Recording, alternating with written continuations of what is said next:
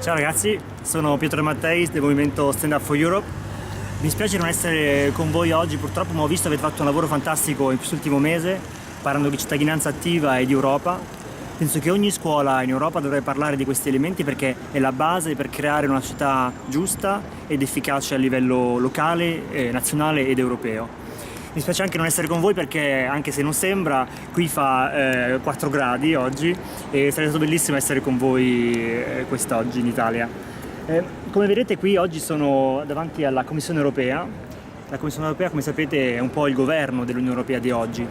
E dietro vedete il nuovo palazzo del Consiglio Europeo, che è dove gli Stati membri, i capi di Stato e di Governo si incontrano per discutere dei grandi temi dell'Europa di oggi.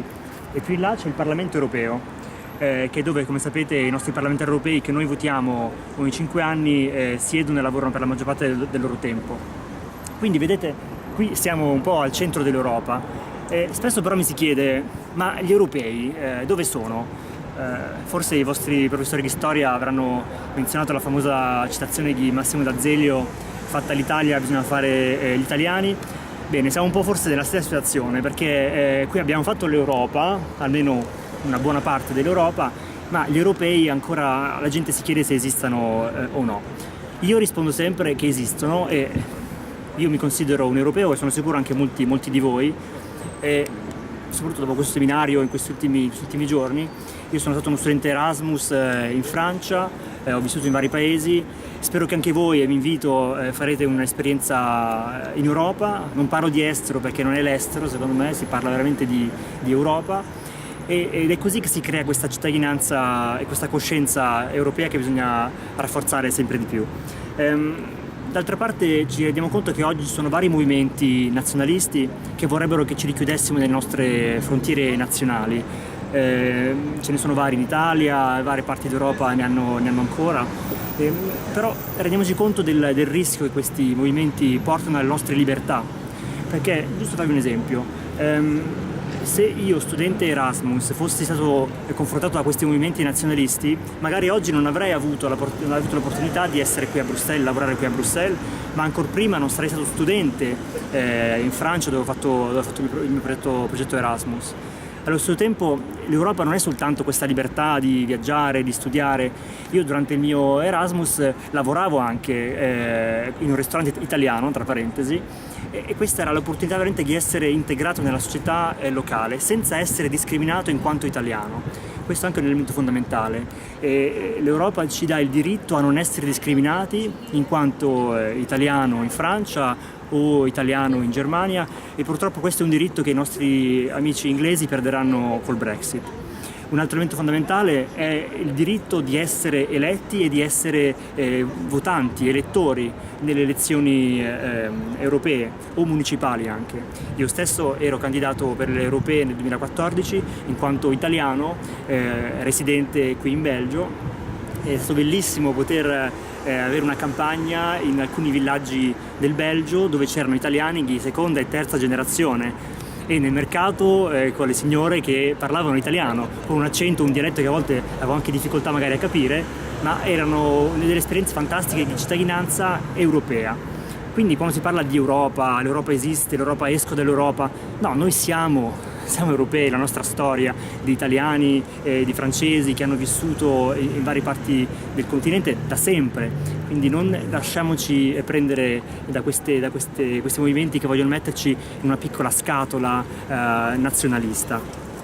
E in fondo perché parlare di Europa oggi? Mi piace parlare sempre di questa citazione di Jean Monnet, che è uno dei, come saprete, dei padri fondatori dell'Unione Europea, che diceva che l'Europa non è per creare coalizioni di stati, ma per creare unità tra gli uomini, tra i popoli. E questo secondo me è una cosa fondamentale. Un'unione e una solidarietà creata tra persone è molto più forte che qualunque trattato. È per questo che noi dobbiamo lavorare come europei per rafforzare questi legami tra noi, tra individui, tra cittadini, perché questo è la cosa più forte che può creare solidarietà a livello europeo.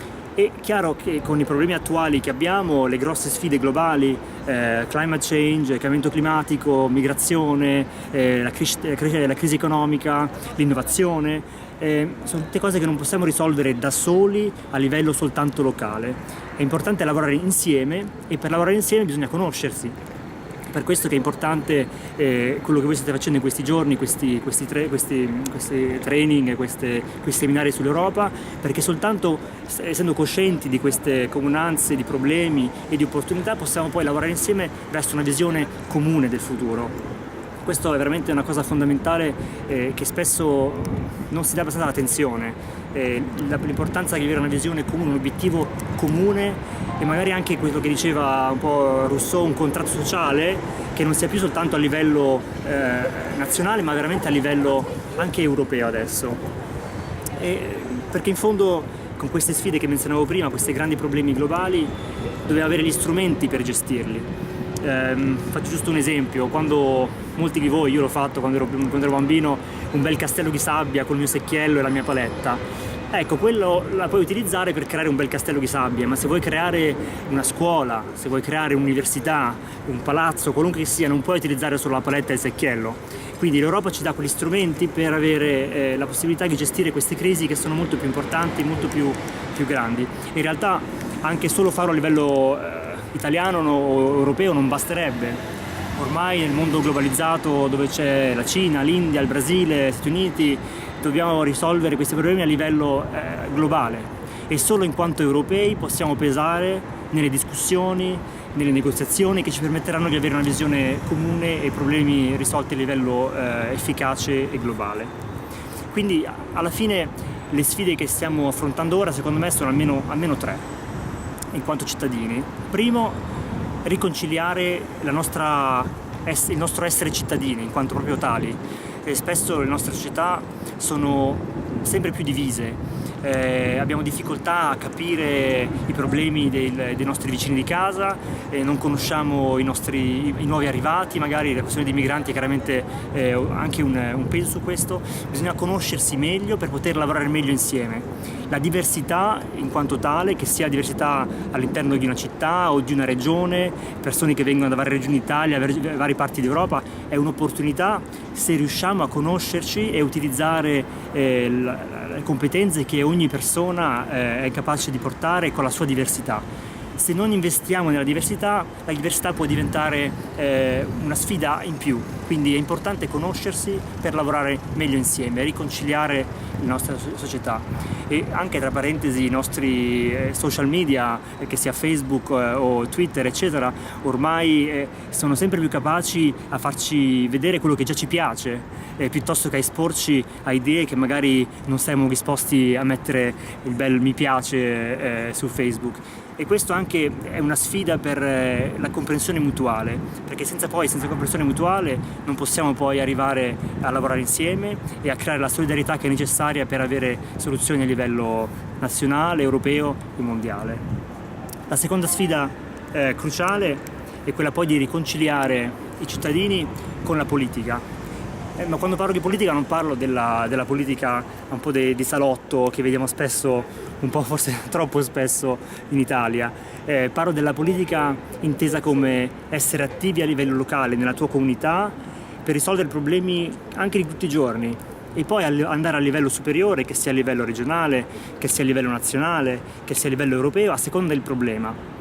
Questi strumenti o queste organizzazioni del territorio, queste istituzioni sono degli strumenti per risolvere problemi e il cittadino deve essere al centro di questi strumenti. E infine è fondamentale, penso sia anche quello di riconciliare chiaramente i cittadini con il progetto europeo in quanto tale. Un progetto che da una parte deve essere migliorato, possiamo dircelo chiaramente in faccia, sappiamo che l'Europa di oggi non è abbastanza, non è sufficiente per risolvere i problemi che menzionavo prima, le grosse sfide, quindi bisogna lavorarci per migliorarla, ma allo stesso tempo bisogna anche collegare molto più direttamente i cittadini con il progetto europeo.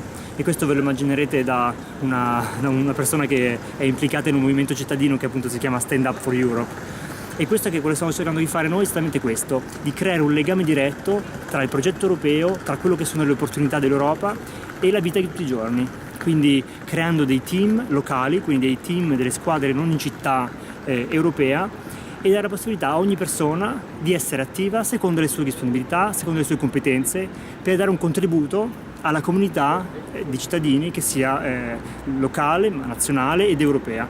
Quindi fondamentale per me è creare poi questo legame tra il cittadino e la vita di tutti i giorni con il progetto europeo. Non vorrei parlare troppo, già i video sono sempre, quando troppo lunghi poi la gente non piace più, però la cosa fondamentale che vorrei dirvi è non dimenticate mai che il futuro è vostro. La città in cui ora siete è la vostra città, l'Italia è il vostro paese, l'Europa è la vostra Europa. Siate il cambiamento che voi volete vedere nel mondo, la vostra visione di società potete trasformarla, crearla e concretizzarla tramite gli strumenti che avete a disposizione. Viviamo grazie al lavoro dei nostri genitori e i nostri padri in una democrazia nazionale, locale ed anche europea, perché possiamo votare per i nostri candidati e per le politiche che sono da implementare. Quindi non arrendetevi mai, siate il cambiamento che volete essere nel mondo, perché alla fine gli europei, ma non solo, abbiamo visioni che non sono così diverse. Come giovani italiani, francesi, eccetera, tutti speriamo in un futuro migliore, in opportunità per tutti, e quindi non c'è motivo per chiudersi in visioni nazionaliste che spesso sembrano così attraenti perché favorevoli per noi ma sfavorevoli per altri.